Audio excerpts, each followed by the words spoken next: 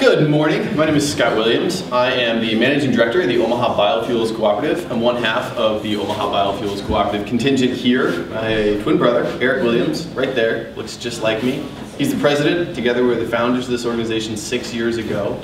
And I'm here to tell you a little bit today about the Omaha Biofuels Cooperative, and then also talk a little bit about some of the research I've done in advanced biofuels, specifically algae as a feedstock. You can email me there, Scott at omahabiofuelscoop.org. You can call us there. We're on Twitter at Omaha Biofuels. We're on Facebook. So, by the way, if you want to follow along at home, you can download this PDF of these slides right now, so there's no need to whip out a camera and take pictures or anything. I'm way committed to open source information, so this is Creative Commons licensed, attribution, non-commercial, share alike. Go ahead and reuse the slides in any way you want, as long as you don't ever sell them, and if you reuse them, you have to follow the same license. It's Creative Commons. So you can get these slides.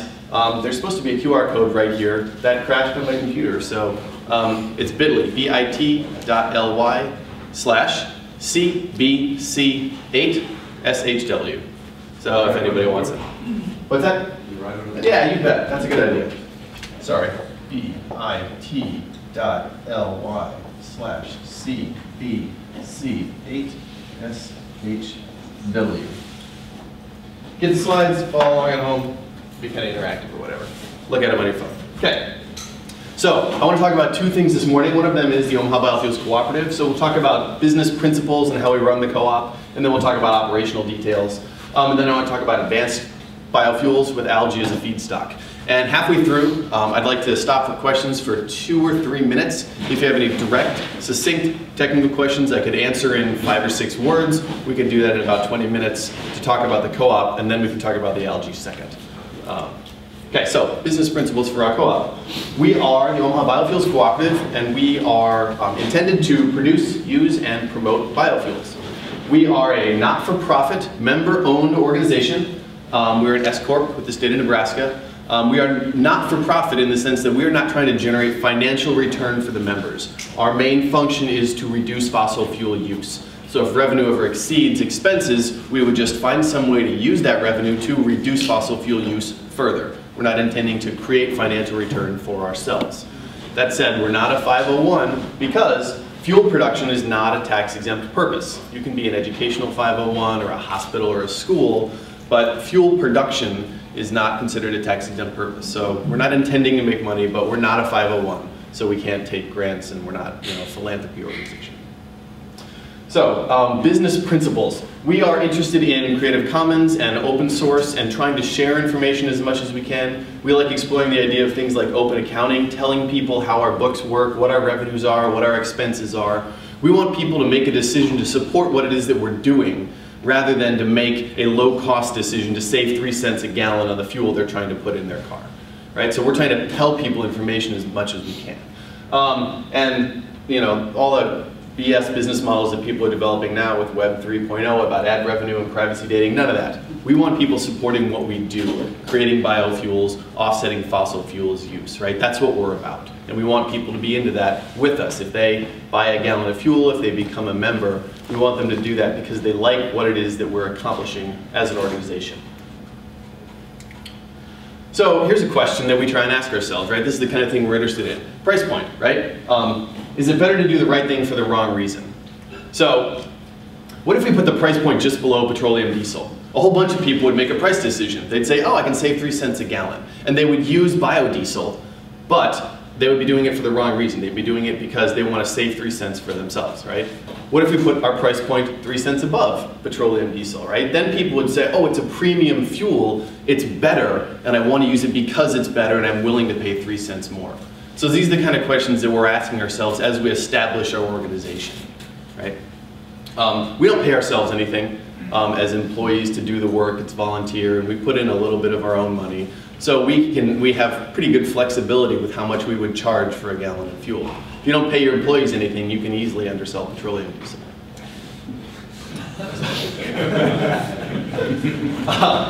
So we are located in a city, Omaha. We are in the city, 50th and F. It's right in the middle of Midtown. So we have all the regulatory headaches that go with being in a city. There are lots of organizations that would have oversight, control over us.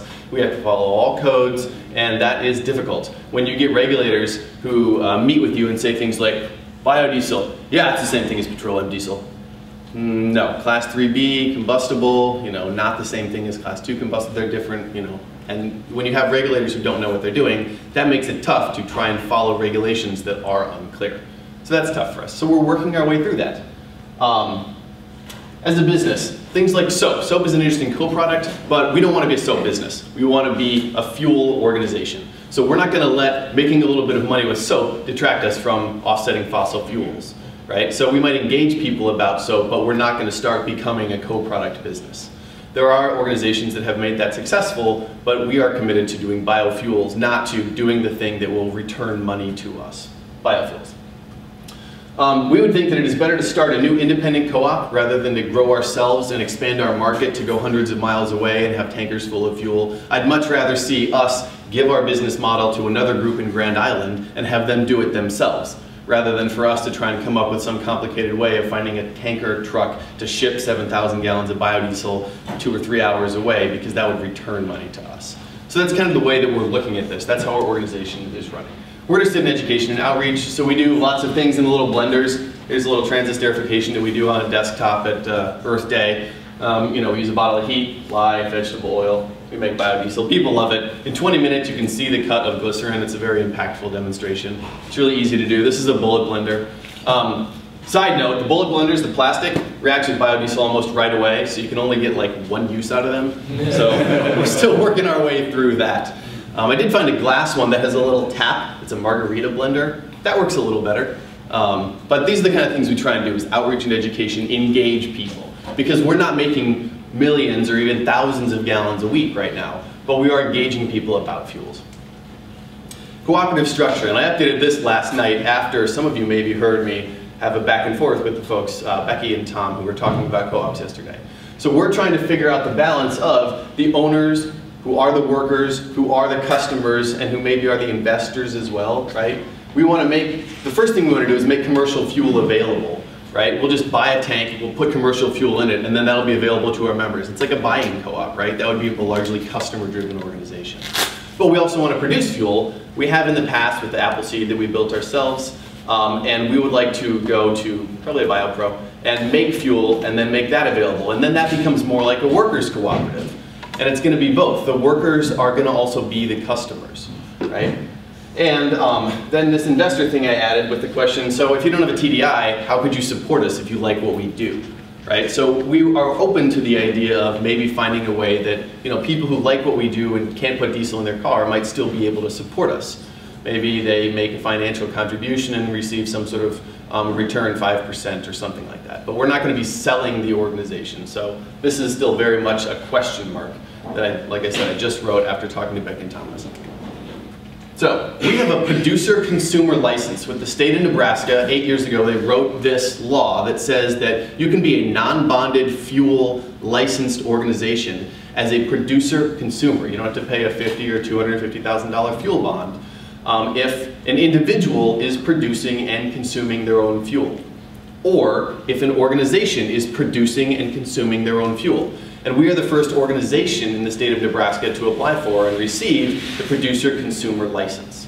So as a cooperative, we have a license, and our members of the cooperative are entitled to produce fuel, and the members of the cooperative are entitled to consume the fuel. And so that's how we operate our fuel license. And we're the first ones to try this, and we haven't been put to the test by this Attorney General or anything, but this is what the law says. And this is how we are operating the cooperative, that we make fuel with this license. It is possible that other organizations could be members of our cooperative, and that might mean that another organization then would be entitled to produce fuel with us or to consume fuel with us. But this is the way that we provide fuel, is we aren't selling to the public in a retail sense. We are an organization of members who use this license. This is how we roll. That's Eric under his Bio Golf. Changing the oil filters or something. That's Eric's Bio Bus. This is me. 3-4 months ago, I bought a Smart Diesel. They make them in Canada. They never sold them here, but if you know a guy who knows a guy who used to live in Canada and he drove it here and sold it to somebody, you can get a smart diesel, 0.8 liters, 3 cylinders, 50 horsepower, but it's fun. It's a convertible, so that's how we roll in diesel. What's the MPG? 65. So. You were able to get a title, a U.S. title? Great question. Let's talk about that offline. So we have done get-togethers in the past, so TDI forums, a bunch of guys come to our place, they bring their TDIs, line them up, and we work on them or break them or whatever. But this is us at a warehouse that we just moved out of in June or so, we did that. So a couple guys get together and talk about TDI. So operational details of our co-op.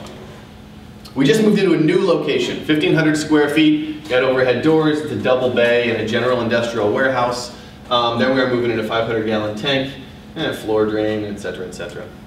So our new location has been upgraded recently after we moved in, put in new walls, which are 1-hour fire barriers to please the fire marshal, and we had electric service put in, 200-something amps, including some 220s across, so that we could get some high-power heaters in there to warm things up from electric heat, and also to run something like a larger BioPro with the higher heating to make the thing run faster. So those are our infrastructure upgrades to the warehouse that we've just moved into. Here's what it is laid out like. Sorry that when I PDF this, the details didn't quite come through, but 1,500 square feet is 50 by 30. Right up here we've got a truck can back in 25 feet. The truck can back in. We unload barrels. I'll talk about that in a minute. The barrels come out and they'll go into some settling tanks. We'll store them in totes right here. We got 6 totes and a 500 gallon. So all of these are just settled and filtered vegetable oil. We would see ourselves having a BioPro here with some columns to do a polish on the fuel, and then another another cone bottom tank here to store 100 gallons of fuel. And then we would pump it out from here out to a 500 gallon double wall storage tank sits outside at least 40 feet away from the standing structure with a meter and a pump on it. So that's basically what our co-op is like right now. We've got some shelves over on the side.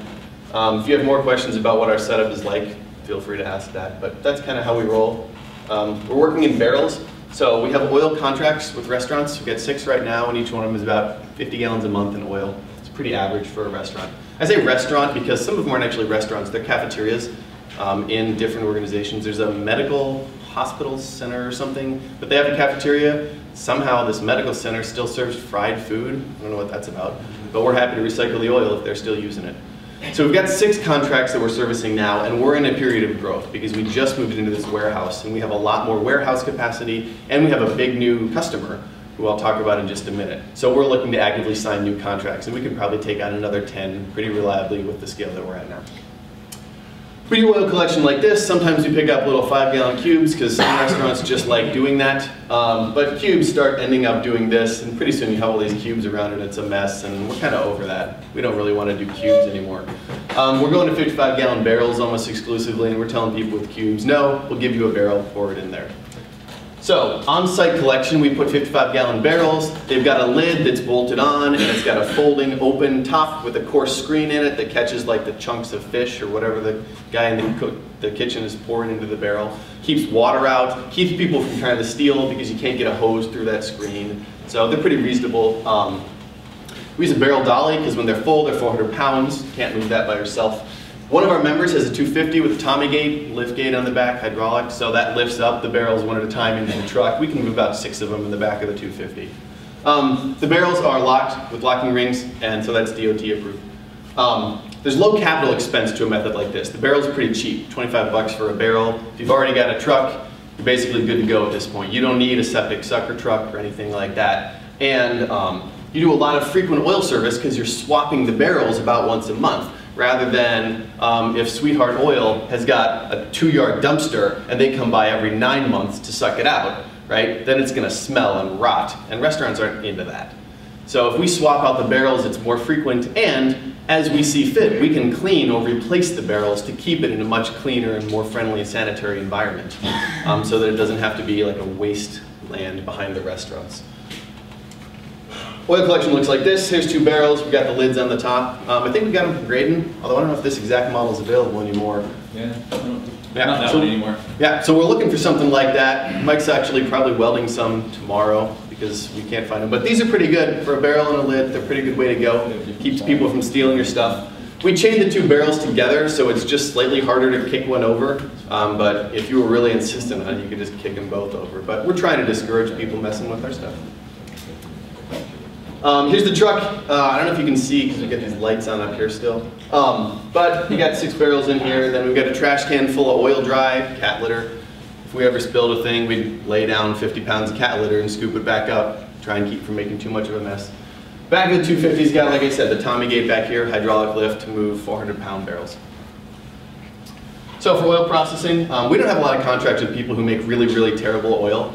So they put it in the barrels, and then there's some settling in the barrels, and we're going to take the tops off the barrels. And we're going to get 80 to 90% of what goes into the barrels is going to be nice, clean, pretty already first settled oil. So we're just going to put our pump in there and take out the top 90%. When we get, we have a coarse filter on there, 150 micron mesh metal filter. That leaves the solids out and just takes the liquids. And when we get down to the bottom, if there's a creamy sludge that's really high water content or really high anything that we don't want down at the bottom, it stays in the barrel, they get consolidated, and they go off to Sweetheart Oil, and they pay us for it. So that's great for us to not deal with the bad stuff, and we take the 90% off the top. That's good. Oil pumping, we've got the pump from WVO Designs, 15 gallons per minute. It's great. Like I said, 150 micron screen on there. We use 1-inch hoses and cam locks from Banjo. That's the kind of equipment we're operating with right now. There's the pump right there. You can see the 1-inch hoses and the Banjo cam locks a little bit right there. Oil processing. When we pump from barrels, we go into 110-gallon settling cones. They're the Ace Rotomold from Den Hartog. I'm sure you guys are familiar.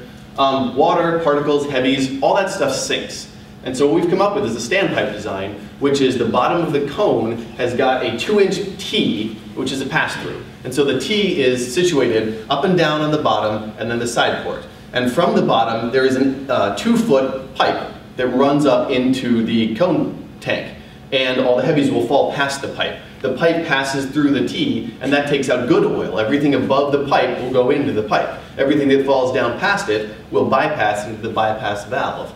And this way we can do settling and take, fortunately, most of the bad stuff in oil. To a large extent, the bad stuff is the heavies. And it just falls and goes out the bypass valve. So here's what the cones look like. I'm sure you're familiar, and I'll zoom in on these bottom guys here. So here's that T arrangement. So the standpipe is running up to right about here, about 2 feet of a gray pipe. And then the good oil is coming down the bottom. That's the pass-through in the T. And then the outside of the T, the side, is around the outside of that pass-through pipe. And it's the bottom 15 or 20 gallons of really bad stuff that we can take out and get rid of that we don't want to deal with. And so the bottoms comes out the side of the T. Yes, the side of the T is the bottoms. That's the one that falls down and goes around the outside of the pipe and out the side.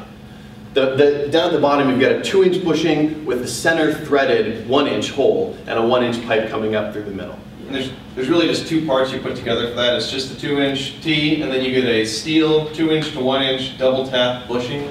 And so you mount 1 pipe on the bottom, and you mount 1 pipe screwed in from the top, and then you can just screw it directly into a 2-inch bulkhead fitting, and it's non-destructive. It's extremely simple, and so you don't have to cut your tanks. You don't have to do anything fancy. These are off-the-shelf parts. The T is like $8. The bushing is $4. So for like $12, you can turn any cone bottom tank into a standpipe without cutting it. And so it can always be repurposed later if you need to. So we do this on all of our tanks. I mean, finished fuel tanks also get this because anything that settles you want to get rid of. And so it works really well for almost any fluid you have with biodiesel. Is just put a little T standpipe in there and then draw off the standpipe. Later, I just want you to see if I can draw a diagram of exactly what you're talking about. Absolutely. Let's do that right after this. I'm sorry, I looked and looked. I took a picture of this a few months ago and I thought, oh, I've got that, it's going to go in here, but I couldn't find it. So follow us on Facebook and you'll see it on Monday. So that's the T-pipe. We're pretty proud of that one. It costs nothing. It's very useful. Open source design. You guys should all copy it. Call it the Omaha T-pipe if you want. Okay, so as a rule of thumb from last year's conference and previous years, 24 hours at 150 degrees is about enough temperature and time to settle out most of the bad stuff. And so we'll put them in here for 24 hours at 150. We're doing that with 1,000-watt bucket heaters. Those are from Allied Precision, or they were. Allied Precision got bought out, and or the new guys, whose names I don't actually know, may not be continuing that product line. So I don't know if those things are going to be available. They were like 35 bucks, and they were great. And they're probably not available anymore. They were not spec'd for oil. They were water only, but they worked great. Bought one last week. You can still order from Tractor Supply. with the Tractor Supply we had didn't have them, and they didn't have them in the store, and the website didn't have them. But I'd love to know if Tractor Supply found somebody who's making them like this again. The website is out of, cool. out of stock.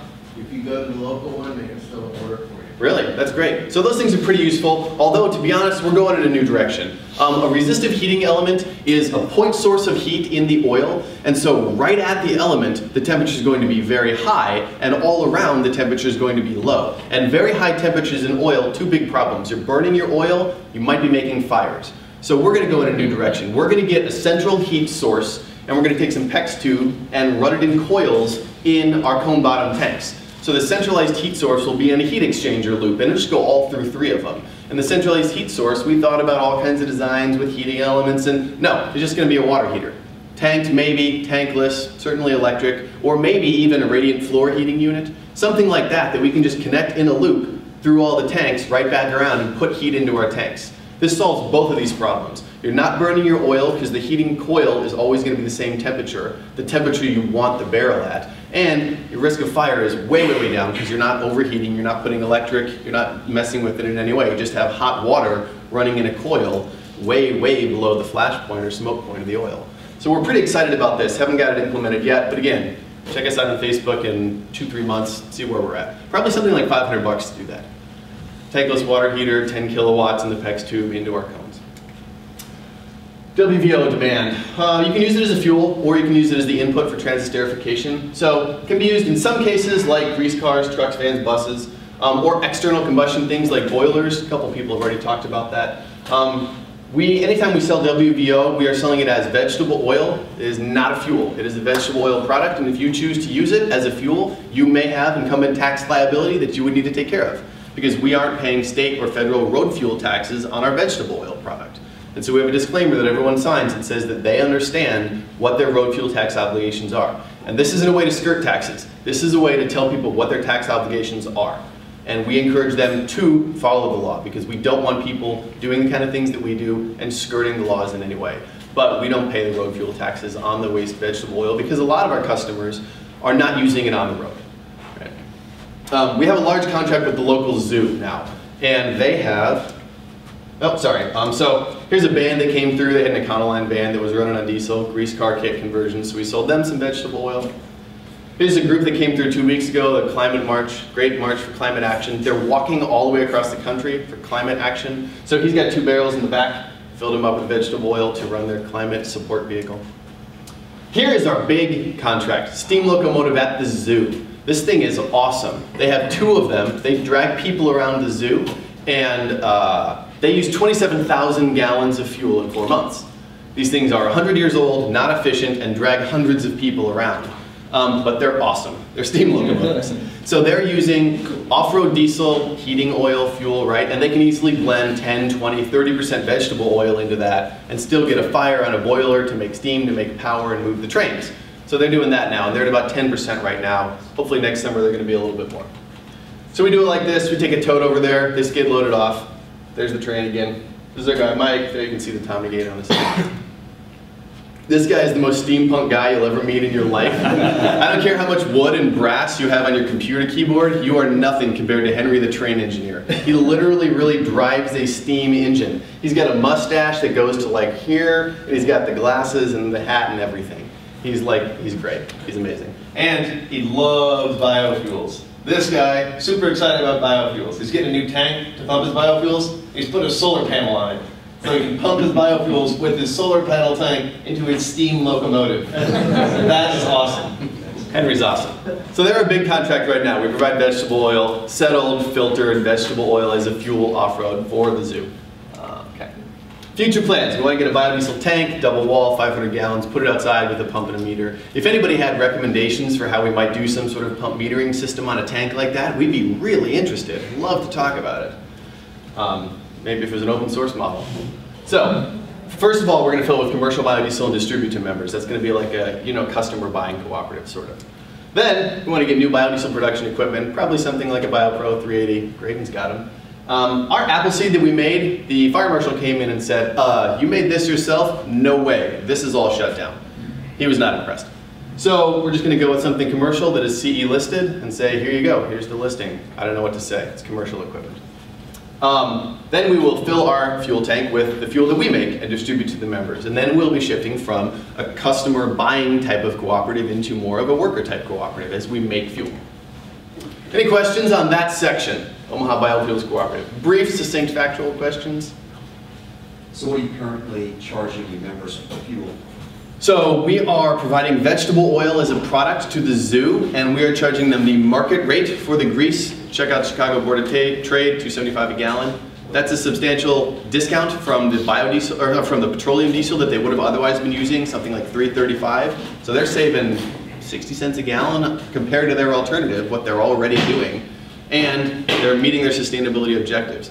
We went back and forth a lot on what we would charge them, but we said market price $2.75 is good for us, it's good for them, they save money. Do they pay dues to the cooperative? No, this is, so that we have a cooperative structure for the fuel license, but this is just an organization with a product that is available. So we are just selling a vegetable oil product. You don't need a fuel license to sell a vegetable oil product. Right. So they are buying a vegetable oil product from us.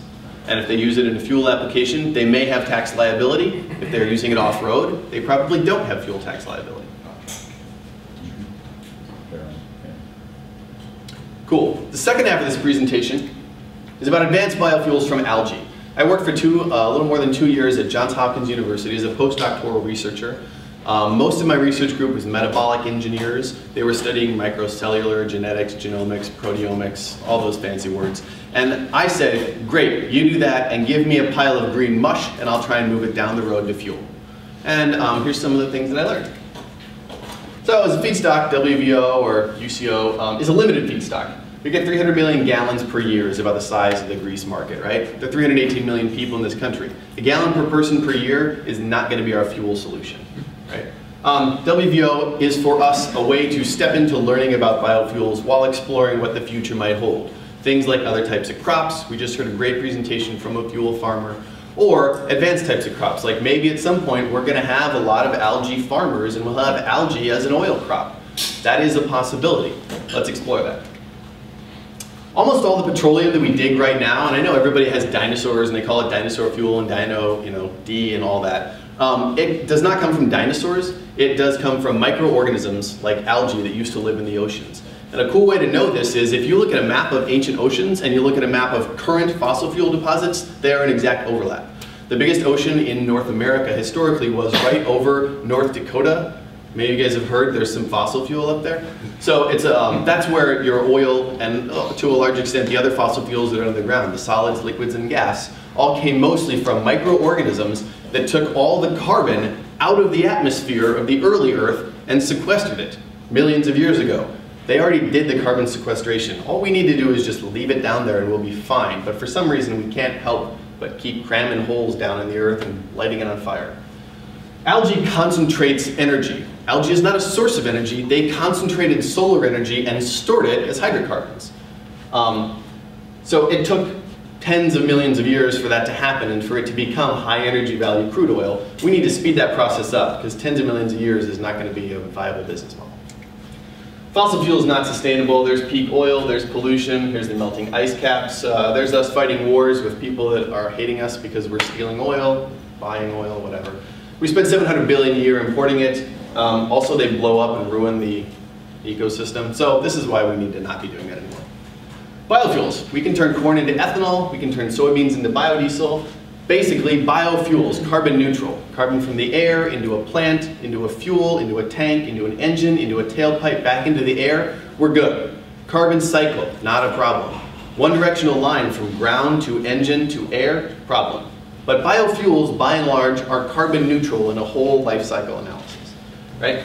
They're going to be domestic, which is great for economies, local in cities, states, even in our country. And they can blend with petroleum fuels right now. You can put ethanol into gasoline. There are more and more flex fuel vehicles all the time that can take E85. You can put biodiesel right into diesel vehicles. Not so good. Energy returns are kind of modest, right? This one is actually for ethanol, and maybe somebody might say it's a little higher than this. But something like 1.2, 1.4 gallons out per gallon in. Soy biodiesel is probably going to be a little better. People yesterday were quoting 4 or 4.5. That's a little bit better, right? That's starting to talk about reasonable. But it's modest. It's not 500 to 1, right?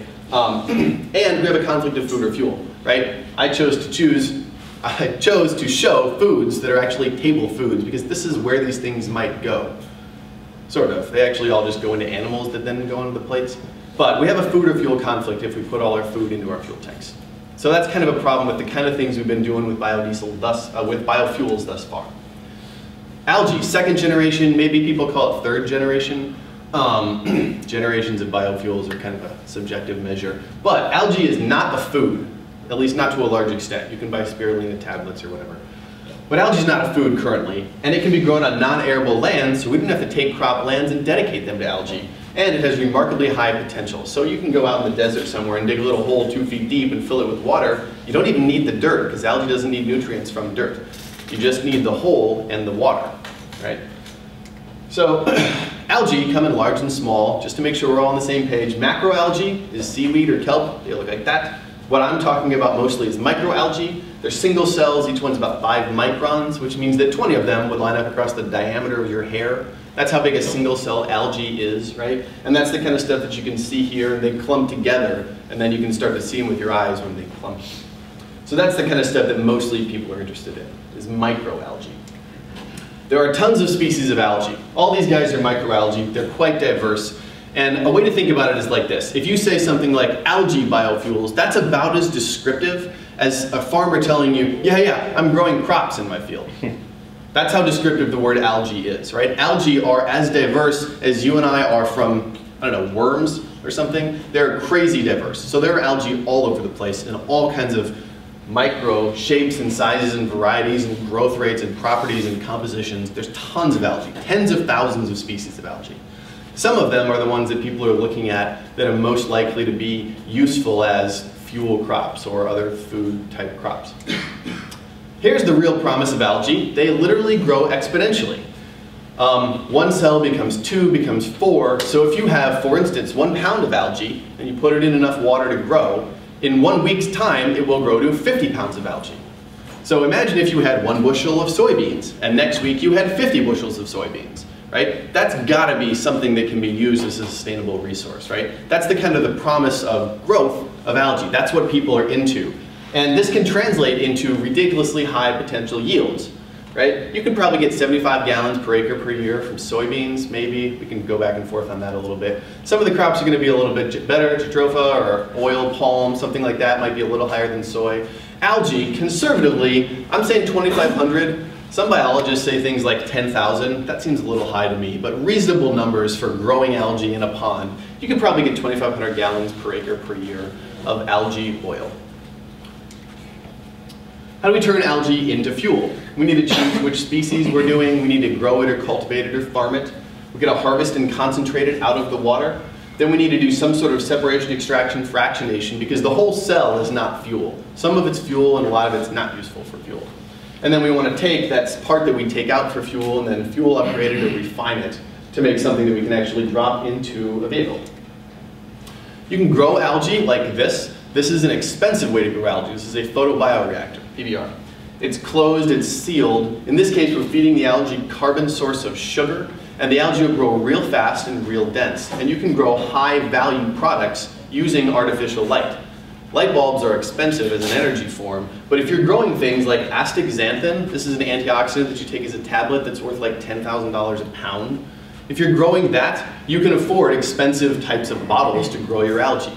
Or lutein, that's one that's good for your eyes, it's another carotenoid. It's again, hundreds and hundreds of dollars a pound. So you can do expensive growth for expensive products. Right? Or you can do what is about the cheapest growth we can come up with. That would be something like an open raceway pond. And in this case, this is called heterotrophic growth. The sugar, the carbon source, is outside of the cell itself. It's eating somebody else's carbon energy source. Photoautotrophic, autotrophic means self-energy production, and photoautotrophic means light self-energy production. So photosynthesis to make carbon as an energy source for themselves. And so that's what these guys are, and so they use carbon dioxide as a carbon source, and then they fix that into sugars, photosynthesis. Sunlight is required, and here you can probably make commodity value products, or you can get close, right? I mean, $10,000 per pound, 40 cents per pound. right? So here you need to go to economics of scale. We need to talk about agricultural scales of hundreds of animals, food, maybe for people, fiber is a possibility. All those F's can come from commodity scale agricultural type products, including maybe algae. So when you farmed them, you need to harvest them. And this means getting the algae away from the water. This right here is probably something like 1/2 of a gram per liter. It's so dark that you couldn't see your hand this far if you were under the water, right? That looks really green. No, that's 0.5 grams per liter of algae, also known as 0.05% algae in the water. So you need to get the algae away from the 99.95% of the water. So you can flocculate it where they clump together and sink to the bottom, which is actually what happened here. Or you can try and centrifuge it. You can spin the algae as a paste to the bowl like this, and that concentrates the algae by about a factor of 100. You'll get rid of almost all of the water outside of the cell, and the paste is going to be something like a mustard consistency or a little bit thicker. There's still a lot of water inside the cell. The same way that people say, oh, your body is 70% water. Algae's body is 70% water too, but it's bound up in there. And unfortunately, it's not like a little sandwich bag where you can prick a hole and the water just runs out. Same way if you cut your arm, water doesn't run out of your 70% water body either, right? But there's a lot of water hydrated into an algae cell. So even if you spin away all the external water, this is still like 80% water in this paste. And that's going to be a problem, and I'll talk about in a minute why water is a problem for trying to make that into fuel.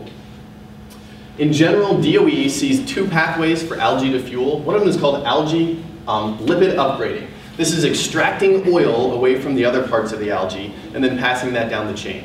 And the other one is something like a whole algae hydrothermal liquefaction. This would be taking the green mush directly and just cooking it into something like a petroleum oil. This is the one that Sapphire Energy is doing out in the desert. This is not a fractionation, and I tend to think that this is probably a more interesting pathway. This one is going to cook all the stuff you don't want into the stuff that you do want. And that is an interesting value proposition, but I think that maybe this one is better. I think that it's probably a better idea to try and do a separation instead of cooking everything together. I mean, this one would be something like taking a cow, and instead of butchering the cow, right? This is butchering a cow. This is putting the whole cow in a blender, right? Interesting, but I think you put some of the stuff you don't want in your cow shake, right? So maybe somebody's going to buy your cow shake, but I think we should probably take it to the butcher and get some fillets rather than the cow shake. So how do we extract oil? Well, hundreds of years ago we came up with mills and presses, so we could try and mill or press. Those aren't great for algae. A press needs dry things and it needs solid things, right? Algae is very small and very wet, so it doesn't really work in a press. Like you can press soybeans, no problem. You cannot press algae. We can try solvents or distillation, right? The problem is all that water that is in there is going to be a problem for the solvents, and we'll talk about that in a minute. And it's really difficult to get rid of that water. So if we want to try and do some sort of distillation or solvent process, the water is in the way. So how are we going to separate the algae? What we want is lipids. These are the energy dense things, and we don't want the carbohydrates and the proteins, right? Those guys are the ones that are probably not as energy dense. These things are long hydrocarbon chains. So if we want to separate them, we might do something like this. We put a solvent on there that phase separates, and all of the lipids go from the biomass phase up into the insoluble oil phase on the top. This would be ideal, and then we could separate the oil phase away and then distill off the solvent, recycle it, and have the oil. So that's the kind of thing we would want to do to get lipids away from the other biomass, some sort of solvent process. Afterwards, we've got thermochemical processes, pyrolysis, liquefaction, right? Gasification, hydrodeoxygenation, depending on what you're trying to make. And you could do that before or after a separation, right? I think that you probably want to do a separation before you make your cow shake, but that is my opinion. Other people try it differently for different economic reasons. So after that, you're going to try and make fuel. I think everybody knows this, but gasoline's approximately C8 octane. Jet fuel is something like C12, dodecane. Diesel is something like C16, hexadecane, also called cetane. Right? So those are the things we're going to try and aim for if we're trying to make commodity scale fuels. One way to do that, transesterification, we're all familiar. We make biodiesel like that. Right now, algae as a magnitude of fuel is something like this. Sapphire Energy, biggest game in town. $500 or $600 million support from DOE over the last 8 years or so. They have a green crude farm, 300 acres outside of Las Cruces. And that's by far the biggest production algae farm out there. So to keep in mind, 300 acres is not a very big farm. right? We got a fuel farmer in here who's doing twice that right now. And so this is not a huge farm, but it's by far the biggest algae farm there is. And they recently signed a deal with the oil refinery Tesoro, and they signed a deal of 2 barrels per day. So I guess that's solved. Any questions? So the refining capacity of Tesoro is 675,000 barrels per day, and the total US consumption of oil is 19 million barrels per day. So maybe we haven't quite solved it yet. But this is the largest algae game so far, and it is designed to check out what does it look like when we try and farm algae as a crop. How do we have grain elevators? What is the equivalent of the grain elevator for algae, the crop, right? So that's where they are, and that's what they're trying to figure out. And it's happening. Here, Solazyme and Propel Fuels in San Francisco, November of 2012, ran a 30-day trial where you could pull up to a retail pump and put algae biodiesel in your car. And they thought it was a great success in their PR materials, of course. But it was an interesting opportunity to actually get algae fuel at a retail pump, and anyone could do it. And so that has happened at least once. This is, I think, the biggest opportunity for anybody to do that so far. So there's growing interest in this algae as a fuel thing. That's also demonstrated by this Intel Talent Science Search, March 2013. First prize, Servols, $100,000 for algae to fuel. Also notable is Evie, who was here last year, not here, but at this conference last year. Also won a substantial science fair prize for algae to fuel, right? 2 years in a row. Maybe they were both 2013, but 2 different science fairs of substantial renown had algae to fuel projects that were grand prize winners. So there are people interested in checking out algae to fuel. State of the art, if you want to know where we are right now, Argonne National Lab, National Renewable Energy Laboratory, Pacific Northwest National Lab got together, and they have written a techno-economic analysis, life cycle analysis, resource assessment.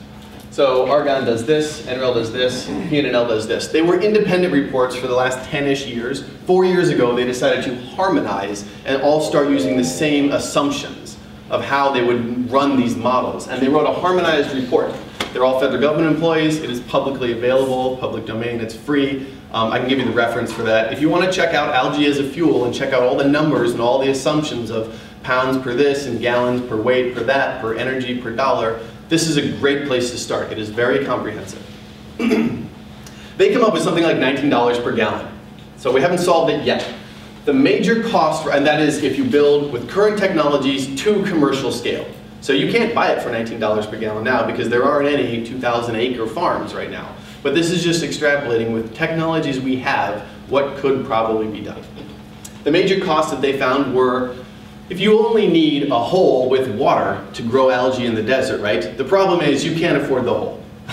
Algae has to be in a pond. If it's 2 feet deep and 640 acres, that's like something miles to the other side. And if it has to be 24 inches and the other side has to be within inches tolerance miles away, that's expensive geoengineering, right? And then if you're in the desert, the soil's all sand and the water just goes, right? So now you have to put a plastic liner in it. And the cheapest plastic you can possibly come up with when you cover hundreds of acres suddenly becomes millions of dollars. So those 2 things were the major costs that contributed to $19 per gallon. They were almost half of that cost was those 2. And then the third one is flocculant to try and stick the algae together and settle it out of the water. So those 3 are the biggest costs. If you could get algae as a paste from the farm, the next steps are not the biggest problem. The farming part is still the biggest problem because we've had 100 and something years to figure out commercial industrial agriculture of corn and soy. We have had single handful of years to figure out algae farming. So we're going to get there. We're going to bring the cost of algae farming down. How fast? Don't know. How low? Not sure. But people are trying it. There are several farms out there. 300 acres is the biggest one. What's next? What time have I got? Ooh, I got to move. Okay. So here are the 3 things that we have in algae. Lipids are energy, carbs and proteins are used for other things. This is a food diagram, but it's a similar breakdown of the 3 kinds of biomolecules that are in there. We want that one because it's got energy in it. Energy content can be measured. If you take carbon, hydrogen, oxygen, nitrogen, sulfur, you give them number values, you can figure out the energy content of a given molecule, a given sugar or a given lipid. There's a paper that did this. So the energy content in megajoules per kilogram. Gasoline's about 45, diesel's about 45. Tagged lipids about 40. We're talking about fuel right there. Phospholipids, we're getting close, 35, 33 for glycolipids. These are types of lipids in biological organisms like our bodies and algae. And they're getting pretty close to energy of fuel energy densities. Proteins and sugars and nucleic acids are much less energy dense, which is why we want the oils. They are energy dense. This is what it looks like in an energy density distribution. I've never seen this one before, but I think it's interesting. This is the energy content, and then this is a fractional representation of the whole of an algae biomass. So about 18% of the algae has an energy density of 25, right? So this is the lipids, this is the sugars, this is the proteins down here, that's the nucleic acids. Anything above this is probably starting to talk about fuel energy density, the kind of things we can put in a vehicle. That's why we want to separate this from that, right?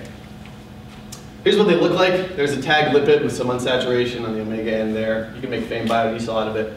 Phospholipids also present. A phospholipid, basically, is a diacylglycerol, 2 fatty acid chains right there, and on the third bonding site, you have a phosphate group, right? That sounds like a problem because phosphates are a great way to wreck a catalyst in any sort of thermochemical process, but there are enzymes that cleave phosphate groups off of phospholipids. Phospholipase C, for instance, would cleave the phosphate group straight off the top and leave a diacylglycerol. And I think if I had diacylglycerol, most of you would say, yeah, I can probably make that into fuel.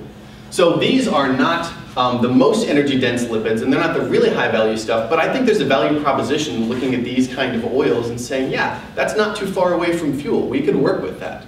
And these are the kind of oils that are in algae right now. So dry algae, they're about 80% water. They form cysts when you dry them. They like shrivel up like a prune or a raisin or something. It's really hard to break them open and get any oils or lipids out. There's tons of ways to try and break open the cells. Drying is expensive. If you have 80% moisture and you need to dry to something like 15% moisture, it's going to cost you $2 per gallon of oil in drying cost. That's going to be too much. Right? So you can't really afford the heat unless you have free heat around somewhere, and some people do, right? This is just an approximation. But drying algae is going to be a lot of money to try and get a dry algae to extract. Here it is in a graph. This is 0% water. This is that 80% water, the centrifuge paste. If you put a solvent, an immiscible solvent, something that doesn't interact with, that doesn't dissolve with water so that it phase separates. Water is a barrier. Add more water to the algae, and pretty soon your extraction efficiency goes way down because your solvent is immiscible and can't get through the water to get to the oil to get it out of there, right? So water is a problem with traditional things like an immiscible solvent is hexane. Right? We do this to soybeans. You put hexane on soybeans, the oil goes into the hexane, you distill it away, and you get soybean oil. And then we put it in food. I don't know, hexane is a toxic, carcinogenic, flammable, I don't know why we do that. But that is what we do to get oil from crops, right? And so when people say, I'm going to solvent extract algae, I think it's going to be hard because your solvent doesn't play well with water at all. So if you mix, this is no mixing, if you vigorously mix, you can try and force the hexane to get through that water barrier, but you still have maybe 70% efficiency, right? And the mixing is going to cause an emulsion between your oil phase and your water phase. Now you got to break an emulsion. That's probably at least as hard as doing the extraction itself.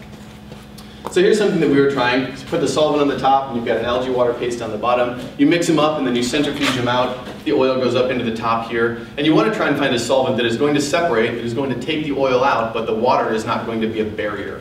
So there are some semi-miscible solvents that can still do that. I'm talking more about that later. I studied it at Hopkins. That's me extracting algae oil. I don't think Lyle's going to give me $500 for that one, but it's a step in the right direction. And this is an interesting topic that I think people want to hear about. And I'd love to tell you anything that I know and point you in the right direction for new resources. We're not going to be having algae FAME biodiesel in our cars and trucks next year. Probably not in 2 years. But we might at some point. It is an interesting potential fuel feedstock resource. And as instructed yesterday, here's our man Rudy Diesel, because I gave a diesel presentation. I'd love to answer any questions about Omaha Biofuels Co-op or anything about algae if you want. Thank you.